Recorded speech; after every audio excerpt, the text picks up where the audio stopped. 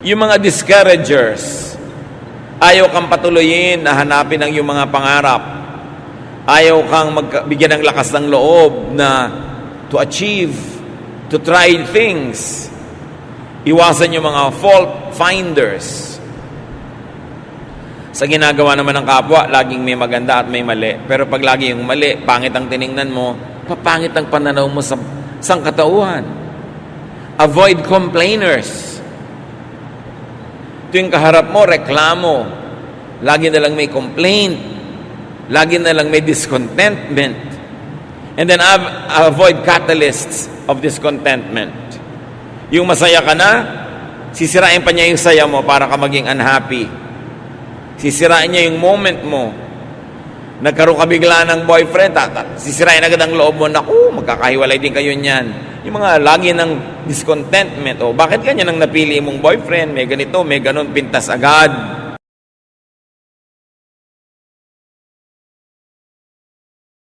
Kung ang mga maiingat na tao ay umiiwas sa sakuna, umiiwas sa panganib, umiiwas na sagasain ng masamang panahon, umiiwas sa baha, meron ding mga uri ng tao na dapat iwasan kung nais nating maging maingat sa buhay.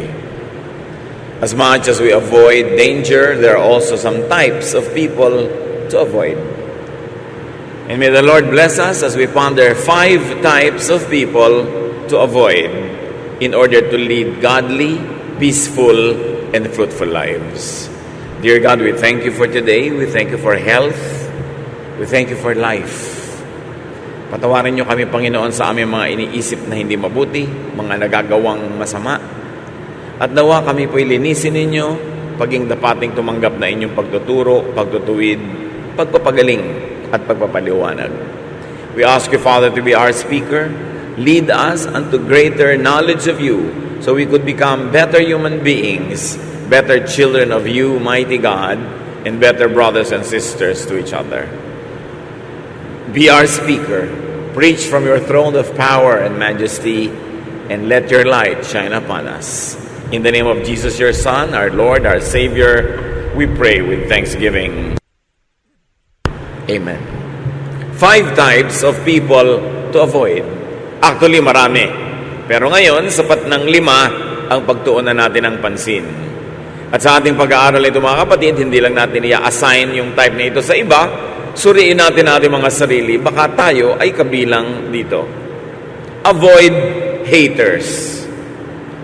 Dapat tayong umiwas sa mga taong walang alam kundi magalit, namuhi, mapuot sa kapwa. Ang laging laman ng kanilang salita ay pamimintas, paninirang puri, pagmamagaling sa sarili, at panglilibak sa kapwa. God loves. And because of that, we should avoid haters. Haters are the opposite of God. Jesus' main teaching is love. Huwag natin kakalimutan at huwag tayong malilito kung ano talaga ang pangunahing katuruan ng Panginoon, ito ay pag-ibig. Sa katunayan, nung tinanong siya kung anong pinakamahalagang kautusan, sabi niya, love God and love others. Wala nang hihigit pa sa mga kautusan na ito. Meanwhile, haters negate God's will. Kinokontra ng mga salita, kilos at katuruan ng mga haters ang mga katuruan ng Panginoon. So avoid haters. John 10:10, a thief, or maybe we can use substitution and substitute the word hater. A hater comes only to rob, kill, and destroy.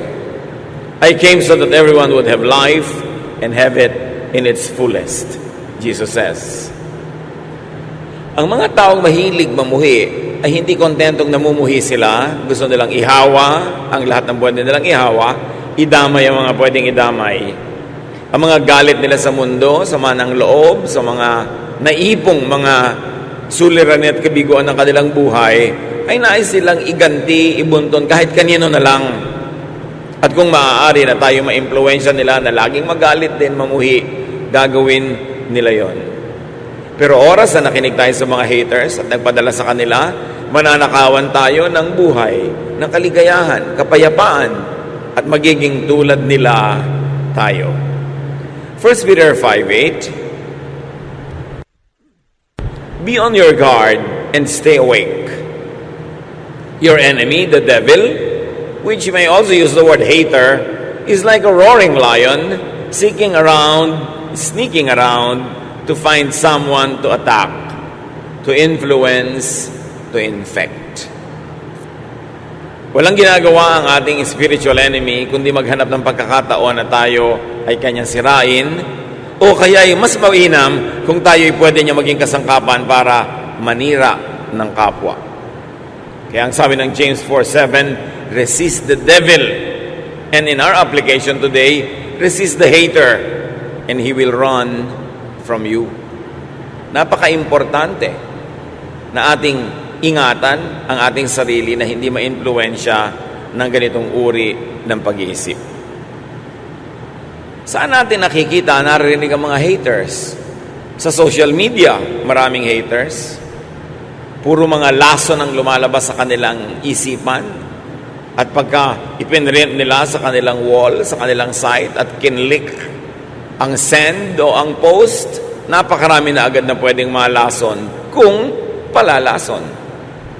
Napakarami mga haters sa media, sa ating mga traditional media, radyo, telebisyon, maging sa mga dyaryo.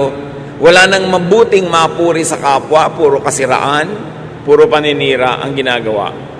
At katakataka, pati may mga pulpito na pulpits of hatred,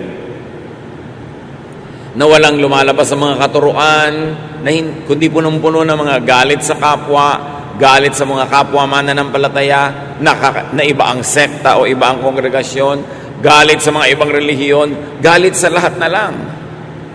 Yung napakahalagang oras na dapat sana ay nagagamit para ang mga tao ay mapayaman ang isip, maiangat ang espiritualidad, mapalaya mula sa mga negative things, ay lalong nagagamit para ang mga tao ay maimpluwensyahan na maging magagalitin din, palamuhi, mapagmataas sa sarili, at mapanghamak sa kapwa. In the name of God, the ironies of ironies. Kailangan nakikilala po natin mga kapatid ang haters. Kung minsan tiya mo yon, minsan kaibigan, minsan nanay, kung minsan tayo. Tuwing meron siyang sasabihin, ang influensya sa iyo ay magalit ka rin sa kagalit niya, mainis ka sa taong ni hindi mo kilala, husgahan mo ang taong ni hindi mo personally nadidinig o nakikita dahil sa influensya ng haters. Huwag tayong pai-impluwensya kahit mahal natin sila sa buhay. Kahit mataas ang kanilang pinag-aralan o kahit pa nga meron silang katungkulan o kapangyarihan. Ang bawat tao ay binigyan ng Diyos ng sariling isip, sariling bait para salain natin ang ating naririnig at maproseso natin sa ating isipan at mabigyan natin ng pinakamaka-Diyos, pinakamaayos, pinakamabuting response ang ganitong mga uri ng messages of hatred. Who else must we avoid? Avoid gossipers. Mga paladala ng chismis. Sari-sari mga alimuom na nakukuha sa lupa ang gusto nilang ilipat sa ating isipan. Proverbs 16:28, gossip is no good. It causes hard feelings and comes between friends. Ano nga ba namang buti ang idudulot ng chismis? Pinaghihiwalay ang magkakaibigan. Pag nalaman mo kung ano sinasabi ni ganitong tao laban sa'yo, lumalayo na yung loob mo, nagkakagalit na kayo. At kung ikaw man ay papatol at magsasabi ng masasama tungkol sa kanya, mga chismis tungkol sa kanya, magagalit din siya sa iyo, walang mabuting idudulot. Kung minsan napakatagal na investment ng pagkakaibigan, pagtutulungan, pagmamahalan, sinisira ng mga makakating dila, sinisira ng mga chismis. Proverbs 20:19, stay away from gossips. They tell everything. Lumayo daw sa mga taong hindi na namimili ng sinasabi, lahat na lang sinasabi. Kahit pa nga dumadating sa iyo para magsumbong ng sinasabi ng iba laban sa iyo, masama pa din ang influence sa iyo, kapatid. Kaya pwede mong sabihin, huwag ka nang lagi magsumbong sa akin. Ine-expect ko na that everybody will love me, people will criticize me, people will say evil things against me, but please, huwag mo nalang sabihin sa akin. Kasi nalalason lang yung isip ko, gumugulo ang aking damdamin, nagagalit ako, nawawalan ako ng concentration at pwede magkasala rin ako dahil dyan. Ang tao pong matino, hindi buong buo na ikinukwento ang kanyang nadidinig, lalo pangat ang kwentong ito ay hindi naman nakakatuwa at nakakapagpagalit pa nga. Discreet and decent people filter their gossip, if ever they gossip. Kasi we should not be gossiping. There are two types of gossipers. Yung gossipers who tell everything, and gossipers who are discreet and more decent, who filter and soften the gossip even just a little bit. Meron pang worse, nagdadagdag pa at nagagatong at nagsusulsol ng mga gossips. Tuwing may tao pong dumadapo sa atin, may daladalang kwento, maging sensitive tayo. Suriin natin, ano ang dahilan, bakit mo ito sinasabi sa akin? Talaga bang mahal na mahal mo ako? Kailangang isumbong mo ang lahat? O gusto mo akong galitin dahil ikaw man galit doon sa mga isinusumbong mo? Madali kasi tayong mamanipulate, mamaniobra, na yung giyera ng kapwa, nagiging giyera na rin natin kahit hindi naman natin gusto dahil na-influence ang ating isip. Very discreet and decent people minimize or do not gossip at all. Napakahalagang ating makita yung high qualities of people who refuse to gossip. Ang daming nasasagap natin sa hangin ng mga kung ano-anong balita, pero para laging ulit-ulitin natin yun sa kapwa. Lalo't gumagamit ka ng social media, gumagamit ka ng computer, internet, ng text. Kuminsan irresponsible. Kuminsan mga gossip na wala namang verification. Yung mga, lilindol daw ng intensity 12 sa Metro Manila bukas, ikakalat mo agad. Nag-research ka na ba? Totoo ba? Sinong may sabi? Nagsasabog ka agad ng takot at panakot sa tao. Hindi mo naman na-verify. Huwag kayong forward ng mga bagay na nakakatakot na hindi nyo naman verified. Kasi nakakagulo sa isip ng kapwa. Nakakanerbiyos. Kaya tuwing may nagpapass on yan at nagtatanong, meron daw po dito na lindol na darating next week. So, hindi na pe-predict ang lindol. Ilang beses na ba kayo kailangan mag-aral from volcanologists? Typhoon, yes. Storms, yes. Pero lindol hindi na pe-predict. Kaya pag may nagpe-predict niyan, tulad yung nagpe-predict na darating si Jesus sa ganong petsa, huwag kayong maniwala kasi sabi sa Bible, walang nakakaalam kung kailan mangyayari ang ganong bagay. Bakit pinapayagan nating magulo pa tayo ng mga bagay na hindi naman dapat nakakagulo kung nag-iisip lang tayo ng konti? Tapos hindi mo na iniisip, pass ka ng pass, forward ka ng forward. Lason pa lang ipinapadala mo sa kapwa. Psalm 101 verse 5, anyone who spreads gossip will be silenced, and no one who is conceited will be my friend, God says. In His majestic ways, God will silence gossipers. Hindi natin laging alam kung paano patatahimikin ng Diyos at ititikom niya ang bibig ng mga mahilig magchismis, pero meron tayong sariling alam na paraan paano mapapatahimik ang gossipers? By avoiding them. By refusing to listen to them. And even more, by refusing to repeat to others what they tell us. Kailangan tanggihan mong pakinggan ang chismis. Kung tumatanggi ka na tambakan ng kapitbahay mo ng basura ang iyong bakuran, trash yun eh. Dapat tumanggi ka na tambakan ng kapwa mo ang iyong tenga ng basura. Alam niyo po ba ang tenga napakalapit sa utak?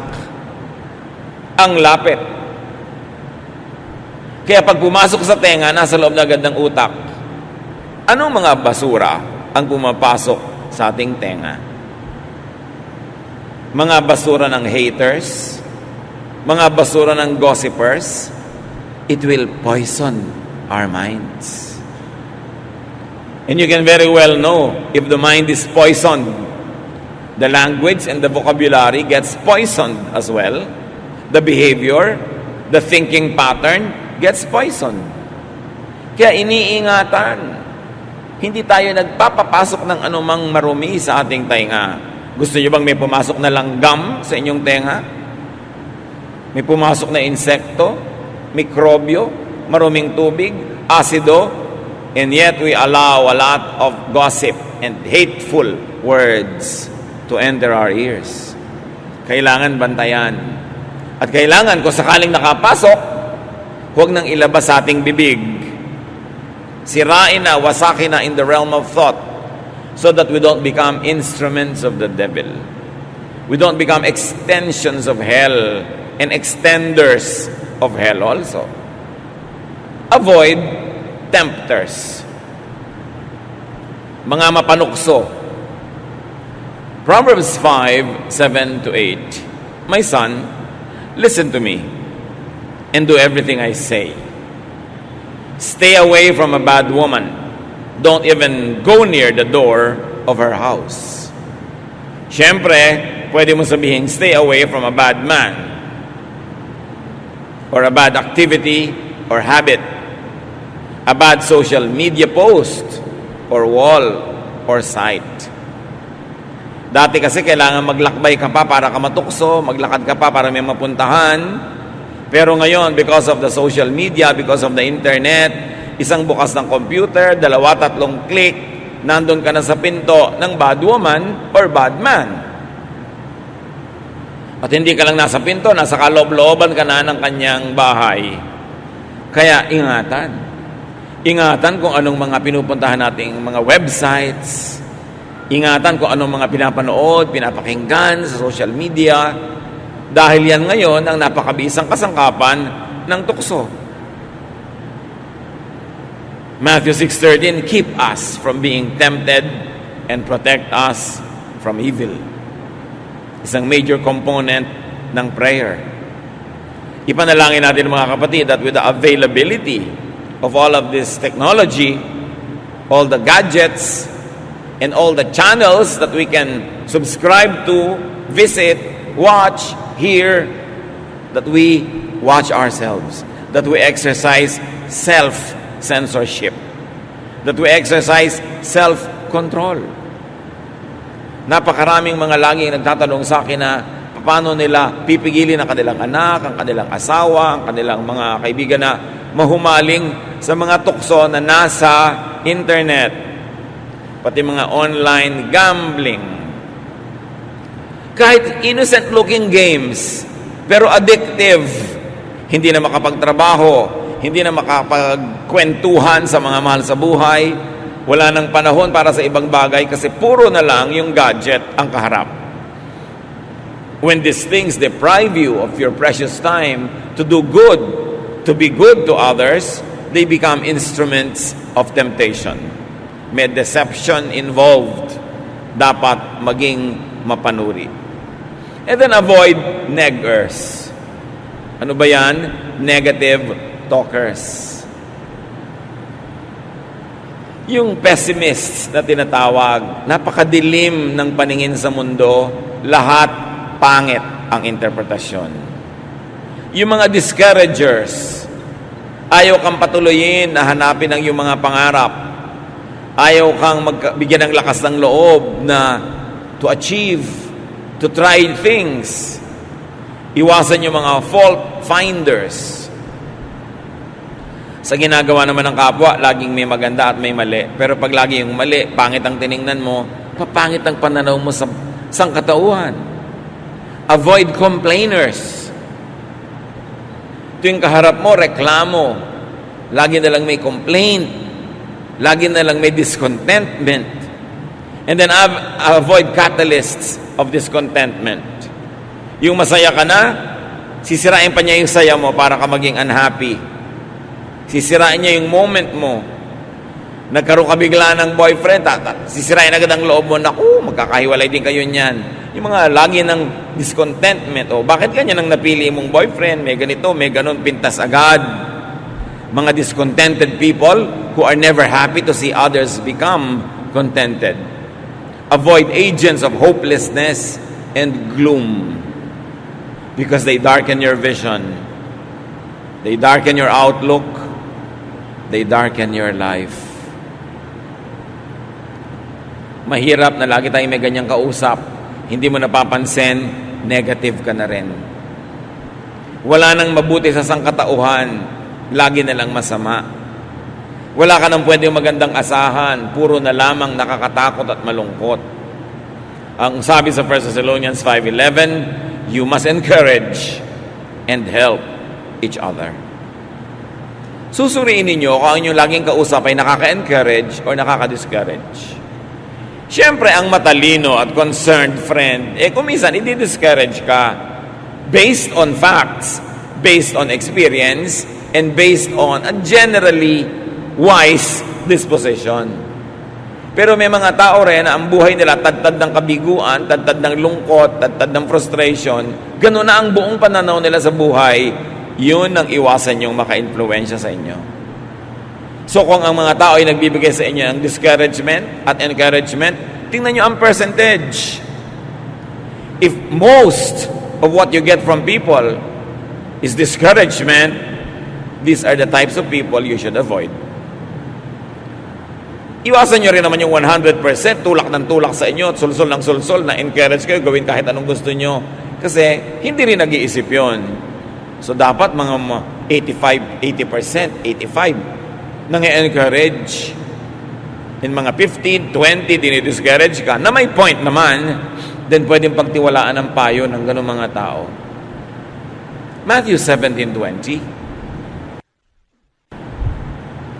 Sabi ng Panginoong Jesus, if you have faith as small as a mustard seed, you can say to this mountain, move from here to there, and it will move. Nothing will be impossible for you.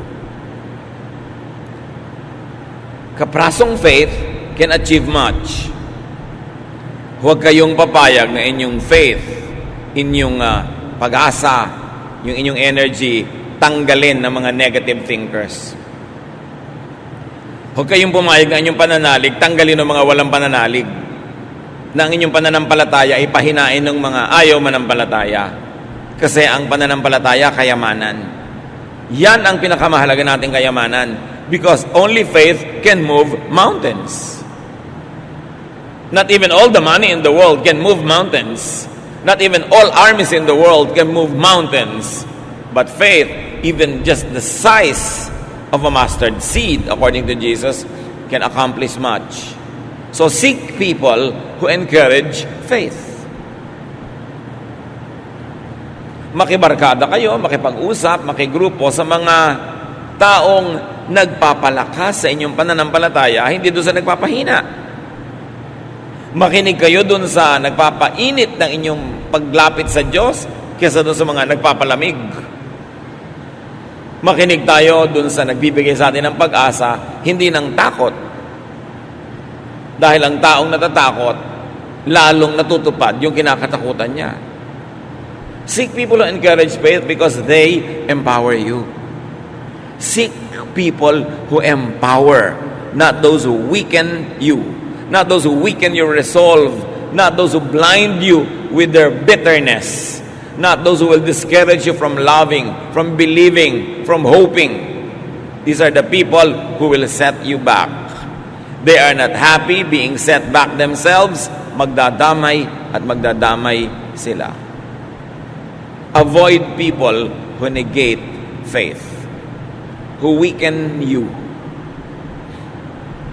Yung gustong sirain yung pananalig mo, wala naman siyang ipapalit na superior.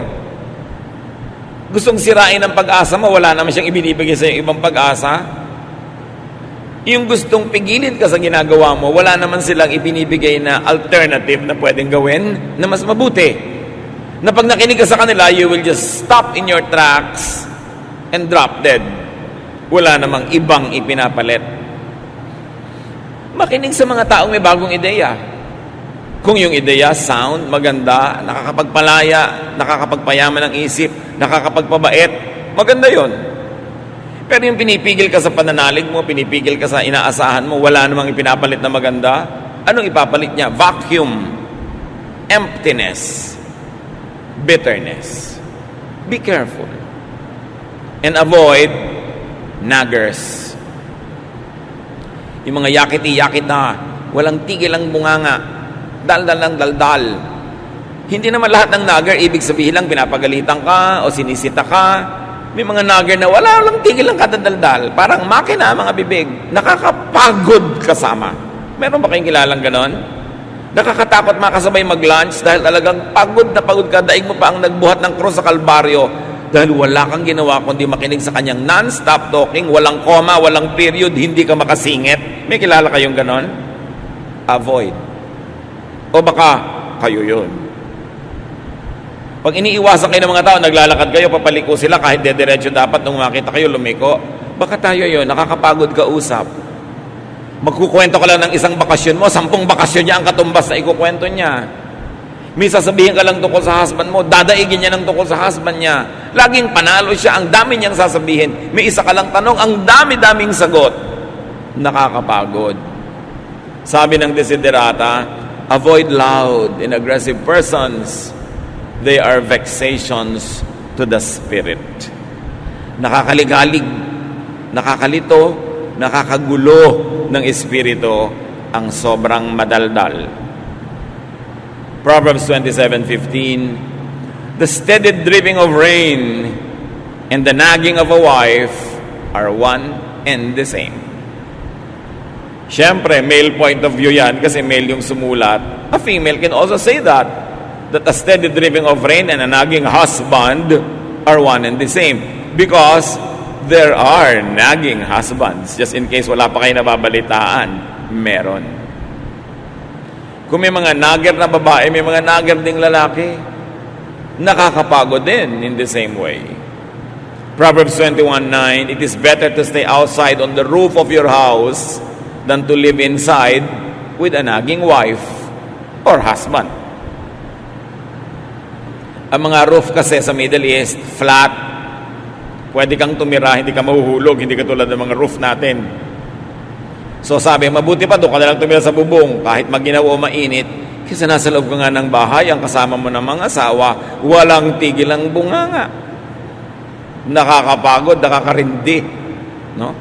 Proverbs 21:19, it is better out in the desert, o mas malayo na to, than at home with a nagging, complaining wife or husband.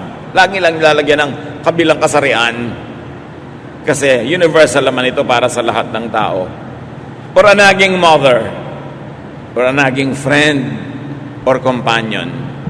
Minsan, naglalakbay ako nung araw pa, estudyante pa ako, I was traveling, and I had the misfortune of sitting next to a couple na yung wife, walang tigil ang yakiti-yakitak. Dumating ang kape na isinerve ng stewardess, yakiti-yakitak siya. Kahit ano, hanggang bumaba ka na, may reklamo siya sa airport, man, everywhere. Nakasabay ko pa sa barko. Kasi naglalakbay ka nga, may lipad. Sila na naman. Kasunod ko pa sa pila. Nangyari pa, nakapila ako, may biglang umuna sa akin na nagmamadaling nanay. For whatever reason, na may bitbit na bata at mga bag ng mga gatas. Sabi ba naman ng babaeng nagger na nasa likod ko, hindi na ako yung asawa niya, ha? Stranger na nga ako. Kinalabit pa ako, sabi niya, papayag ka na umuna siya sa'yo? In English, syempre. Sabi ko, it doesn't matter. Takang-taka siya. Ninanag niya yung husband niya tungkol sa akin. Sabi niya, huwag ka tutulad sa kanya, huwag kang papayag. Pag sa'yo may umuna, huwag ka... Hindi na nga inunahan, nagnanag pa rin. May ganong tao. Ang tanong, baka tayo yon. Walang tigil ng kapupo na dito, rereklamo doon. So what to do in life? How to live? Ang iksi-iksi ng buhay, pupunuin mo pa ng mga negative. Sayang naman ang time. Psalm 90:12, teach us to use wisely all the time we have. Panginoon, bigyan niyo po kami ng karunungan na maging matalino kami kung paano gagamitin ang napakamanga halagang sandali na ipinahihiram niyo sa amin. Pag nagsayang ka ng 1 oras, kalahating oras, 10 minuto, 1 minuto, sa nonsense talking, sa lack of faith, sa paninirang puri, sa pangmumuhi, sayang kasi hindi na mababalik yung oras na yon. Minimize pain is what we should do in life. Avoid negative people. Be positive. Seek and enjoy positive people. Therefore, you maximize pleasure and happiness. And you do the most good. Paulit-ulit ako sa tatlong ito.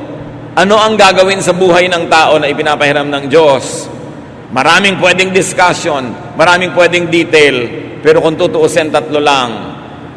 Hanggat maaari, pakontiin at paiksiin mo ang paghihirap at pagdurusa.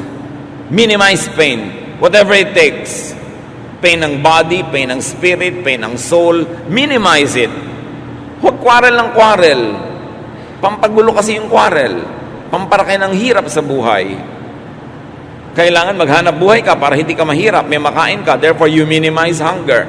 Minimize pain. That's why, pinipili mong mabuti kung sinong papakasalan. You minimize pain. Hindi naman totally mawawala yun, meron. But you minimize by choosing wisely. And you maximize pleasure and happiness. Kaya yung mga iba, nagkakapilang pleasure. Yung iba, nilalagyan pa ng sugar, more pleasure. Yung iba, meron pang cream, more pleasure pa. Because you have to maximize pleasure, whatever it means to you, so long as you don't do evil to maximize your pleasure. Kaya may mukha ka na, salamat. Yung iba, naglalagay pa ng makeup para mas ma-please sila. At siguro yung mga taong gusto nilang i-please. Nagdadagdag ka ng kaligayahan lagi at kasiyahan sa buhay. Bakit naman hindi? Ang iksi-iksi ng buhay. Kaya nagluluto ka, sarapan mo. Napakalaking kreme naman na meron kang gulay, meron kang panluto, tapos ang niluto mo walang kakwenta-kwenta, sayang ang gas. Ba't may mga ganun magluto? Walang kakwenta-kwenta. It's a crime against the planet. Sinayang mo yung mga ingredients. You maximize pleasure and happiness. That's why may bahay ka, pwede na, pero pinipintahan mo pa. At hindi basta pinta, yung gusto mong kulay. Because you're maximizing pleasure. And then you do the most good to balance everything. Because when you only minimize pain and maximize pleasure but don't do the most good, you will become selfish. And you will become evil to other people. So you do the most good.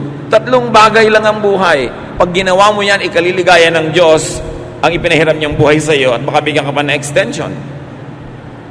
But avoid haters, gossipers, tempters, mga negative talkers, and naggers.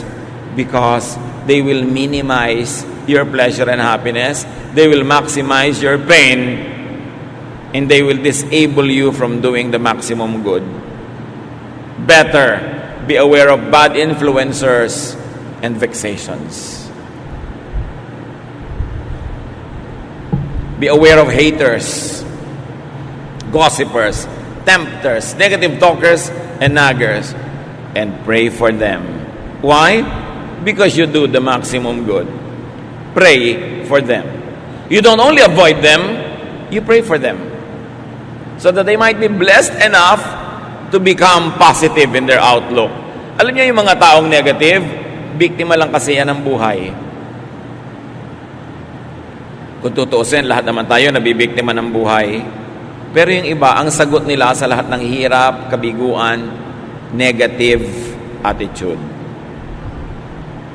Nadadagdagan tuloy ang hirap nila. Tapos na nga yung nangyaring hindi maganda because of their bad attitude, nagpapaulit-ulit pa yun sa kanilang memory at nire-replay nila sa actual na buhay ang namamaximize yung pain, ang nami-minimize yung pleasure. Pray for them that they might be blessed enough to graduate from their bitterness. Pray for them that they will have the wisdom to see that their bitterness and negative ways won't make them happy. Pray for them so that when they realize these things and they begin to have wisdom, they will change their mind and they will change their ways. And if you could, carefully and studiously try to be a positive influence on them. Pag may mga nagger, may mga negative talkers, pag may mga bitter people, discouragers, tuwing mga panahon na hindi nyo maiiwasang sila ay makasalamuha, makasama, makausap, tiyakin nyo mga kapatid na kayo ang nakaka-influensya sa kanya ng positive at hindi kayo ang nai-influensya ng negative. Gawin nyo siyang mission-filled. Make a firm resolve, especially if these people are close to you, that you will become an instrument of God to bless the person so that the person could be lifted up out of negative situations and negative thinking, and they could become positive. But avoid being them or being like them. Madalas naman, nagiging tulad tayo ng mga negative, hindi naman natin napapansin at alam. Wala tayong consent. Nadadala lang tayo sa dalas nating kausap.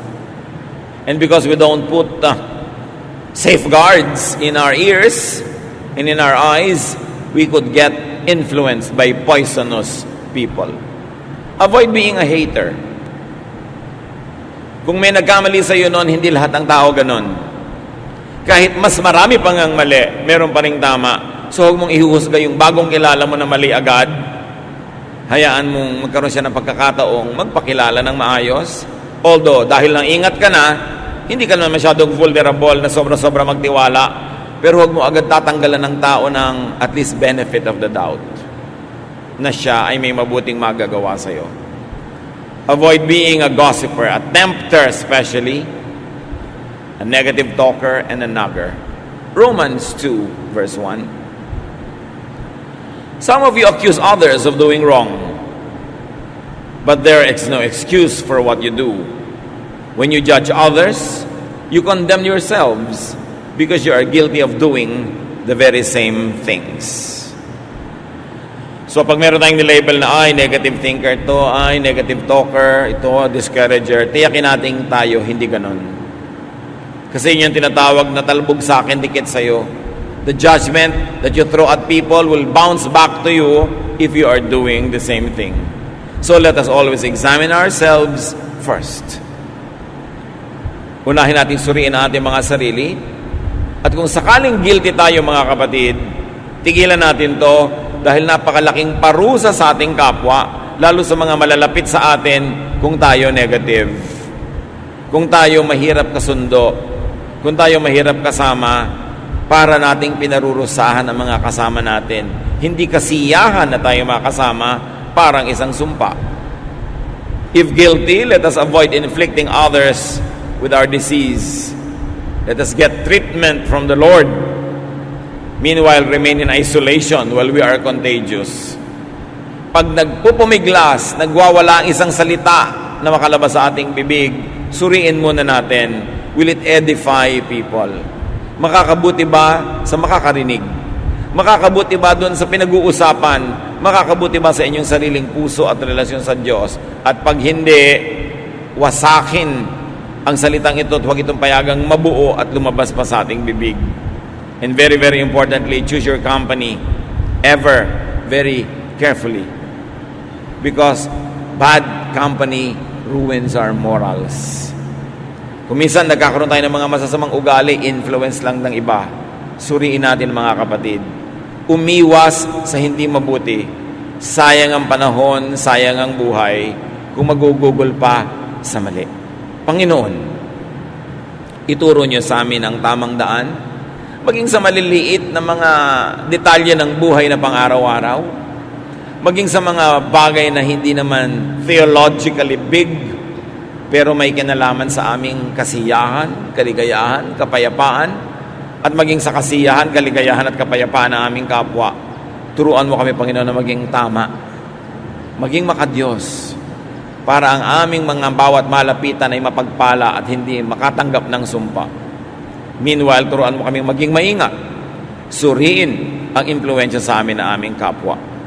Pagbulay-bulayan natin ang mga simpleng pang-araw-araw na bagay na ito na madalas humahad lang sa ating spiritual growth, humahad lang sa ating kaligayahan at kapayapaan. Ama, papaglinawin niyo po ang aming isip at bigyan kami ng mga practical applications sa napakakaraniwang topic na ito pero mahalaga sa aming espiritualidad. Magbulay-bulay tayo sumandali.